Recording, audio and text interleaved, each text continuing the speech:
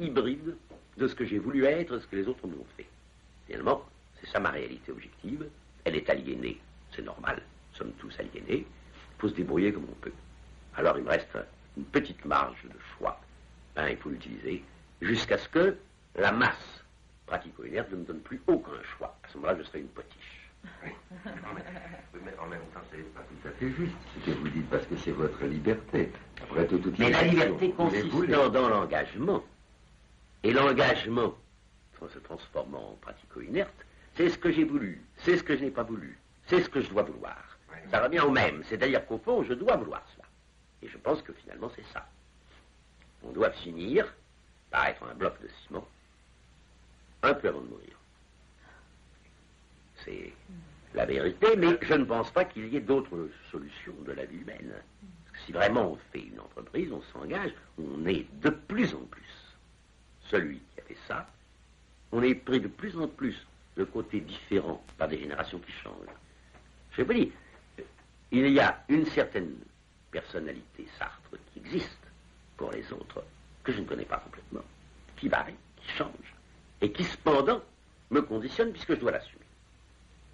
Car je dois aussi bien assumer ce que je suis pour des amis du Mali ou de Cuba, que ce que je suis pour le nouveau roman, par exemple. Oui, je dois toujours tout prendre, et je pense que tout le monde, au fond, doit être comme ça.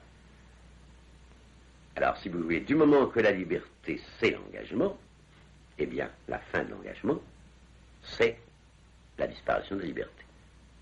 Seulement, on a accompli une vie. Pourquoi, Sartre, quand vous polémiquez, êtes-vous solidaire même des salauds que vous dénoncez?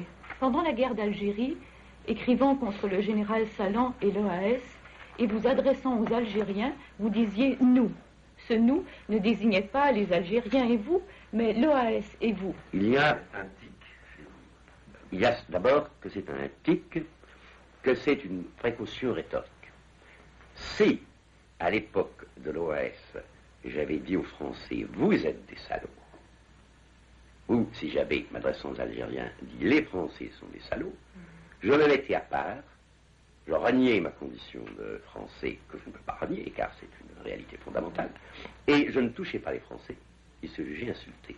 Si au contraire, sous la forme confession, je dis nous sommes des salauds, je fais passer. Nous torturons. Nous torturons. Vous avez passé notre vie à dire nous torturons alors que vous combattiez la torture. Oui, parce que c'est la première raison, parce que je pense que c'est au nom de la solidarité française que je dois, à l'intérieur de la France, dénoncer un crime. Donc, je dois, en même temps que je le dénonce, le prendre pour mien. C'est la seule solution pour que les Français avalent la chose. Et en même temps, c'est un piège qu'on leur tend, parce que quand je dis « nous torturons », eh bien, ce « nous », ils vont le prendre en disant « je torture », même s'ils sont simplement des indifférents, ou s'ils n'ont pas été touchés par la nouvelle, qu'ils ne l'ont pas entendue, et par conséquent, ça devient une invite à la prise de conscience chez eux-mêmes. Mais il y a autre chose qui est, je crois, plus profond. J'ai écrit dans Saint-Genet que il y a des gens à qui certains vices ou certaines constitutions sexuelles font horreur. Par exemple, j'ai connu des tas d'hommes qui avaient horreur de l'homosexualité. Les mêmes gens, alors ils considèrent ces gens-là que un homosexuel n'est pas un homme, qu'ils ne sont par conséquent absolument pas touchés par cela, ils refusent toute solidarité. Ces gens-là, par contre, se sentent concernés par l'exploit des cosmonautes. Ils considèrent, et à mon avis ils ont raison, que les cosmonautes ont réalisé pour eux une de leurs virtualités, une de leurs possibilités, que s'ils avaient été élevés autrement, que s'ils avaient eu une autre enfance ou une autre jeunesse, ils auraient pu eux-mêmes faire la chose. Ainsi, à ce moment-là, l'homme qui se détache vaut pour tous, représente une virtualité qu'en chacun. C'est très juste, mais pourquoi prendre uniquement, dans ce cas-là, celui qui va au plus haut, celui qui réalise une performance, le crime, la torture, le racisme, toutes ces choses-là, nous ne devons pas les considérer comme en dehors de nous, mais plutôt comme des réalisations également de nos virtualités. Il ne faut pas dire l'homme n'est ni bon ni méchant, il faut dire selon les circonstances, il est bon ou il est méchant. Ainsi, par conséquent, quand on considère le racisme, il ne faut pas considérer l'antiracisme comme un état de lutte avec l'extérieur. Là, nous revenons à l'intellectuel. Il faut aussi le considérer comme un état de lutte contre soi. Je ne crois pas qu'on m'ait jamais traité de raciste. C'est pourquoi je puis dire que je suis certainement entaché de racisme par mon enfance et qu'on ne s'en débarrasse que par une lutte constante.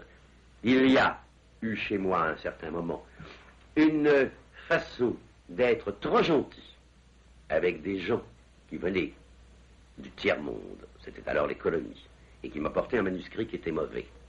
Un Français, un blanc. J'aurais dit, il est mauvais. À eux, je prenais, pour le dire, des circonlocutions, que je prenais pour de la courtoisie, et qui en réalité trahissaient un certain racisme, dont d'ailleurs je me suis débarrassé depuis. Mais il y a certainement d'autres niveaux de racisme que j'ai encore et dont je peux me débarrasser. De la même manière, je ne pense pas que la croyance en Dieu, on puisse s'en débarrasser comme ça, c'est parce que ça se met dans tous les domaines, ça se retrouve partout, c'est une certaine croyance, un certain type d'absolu, une certaine possibilité d'être vu par un témoin tout-puissant. Cette croyance-là, elle se met partout, et l'athéisme est une entreprise. On peut l'amener ou non, mais si on l'amène, il faut bien se rendre compte qu'on ne va pas rayer la chose comme ça. C'est beaucoup plus compliqué. De sorte que, si vous voulez, je considère que, même par rapport à un bourreau, que je condamne sans la moindre hésitation, radicalement, même par rapport à un bourreau, je ne dois pas supprimer ce minimum de solidarité qui est que, qui sait, il y a une chose, et quand je le condamne, d'une certaine mesure, je me condamne moi-même en disant, si jamais je l'étais, je ne mériterais pas de pitié. Il y a une chose qui m'a un peu troublé à un moment donné, au temps de la résistance, c'est que tous les gens qui étaient liés de près ou de loin à la résistance et qui étaient un peu conscients se posaient la question, si on me torture, parlerai-je? Et qu'ils disaient, je ferai tout mon possible pour ne pas parler, mais aucun n'était sûr. Cependant, si l'un de ces résistants parlait, tout le monde avait une sévérité terrible contre lui, il pouvait être exécuté s'il en échappait, ou en tout cas, on pouvait, après, l'accabler sous le mépris. Il y avait donc un drôle de jugement, puisque dans un des cas, on disait, ma foi, c'est possible, puisque moi, je ne suis pas absolument sûr de ne pas le faire, et dans l'autre cas, on disait, c'est impossible, c'est un traître, puisqu'il a parlé. Et j'ai compris depuis, ce qu'il y avait d'assez propre dans cette position, c'est qu'au fond, ces gens qui tremblaient de parler et qui condamnaient leurs copains qui avaient parlé, étaient des gens qui se condamnaient eux-mêmes. Ils mettaient une espèce de lisière. Ils ne disaient pas, je n'ai rien de commun avec cet homme. Ils disaient au contraire, je suis cet homme en puissance. Mais précisément et préventivement, en le condamnant, je me condamne. C'est ce genre de solidarité, si vous voulez, que l'on doit avoir, même avec des tortureurs. Oui, oui. C'est-à-dire les condamner rigoureusement, sans la moindre excuse, et en même temps savoir qu'on se condamne en tant qu'il y a des virtualités toujours louches en chacun. Ah oui, donc c'est à la fois un piège rhétorique et c'est beaucoup plus profond en même temps le fait de dire non. Eh oui. Vous avez quel âge, ça? Eh bien, je vais avoir 62 ans le 21 juin 1967. On arrête là. Ouais. Oh oui. Ça, vous lisez des romans policiers? Toujours, oui. Toujours? C'est plein dans votre appartement. Ah oui, chaque fois qu'il y a une série noire, je l'achète. Ça aussi, c'est une fuite. Ah oui? Oui. Vous lisez ici à ça? Oui, là. En prétendant travailler? Ben non, je prétends pas travailler à ce moment-là. Mais enfin, le casseur me dit toujours, qu'est-ce que vous faites? Vous ne travaillez pas. C'est un roman policier. Et ça implique quoi, enfin, la lecture des romans policiers pour vous? Quelle espèce de fuite? Ah, je crois que c'est une fuite dans l'enfance. Je retrouve les Pardaillon et tous ces personnages-là. D'ailleurs, je n'aime dans les romans policiers que là où il y a un Malabar, un détective qui se fait tabasser d'abord, puis qui tabasse ensuite. Et qui triomphe. Et qui triomphe pour finir, toujours. Ça va passer la totalité du Flaubert. Non, il y en a une partie chez le Castor, mais enfin c'est une bonne partie. Le premier volume que j'espère publier cette année, enfin en octobre, novembre, ça fera à peu près comme 700 pages. 700. Et il y aura combien de volumes? 2. Le second sera plus bref, il y en aura 500. Et les mots, vous ferez une suite? Oui, je voudrais bien, mais pas tout de suite. Après le tribunal. Après le tribunal, après Flaubert.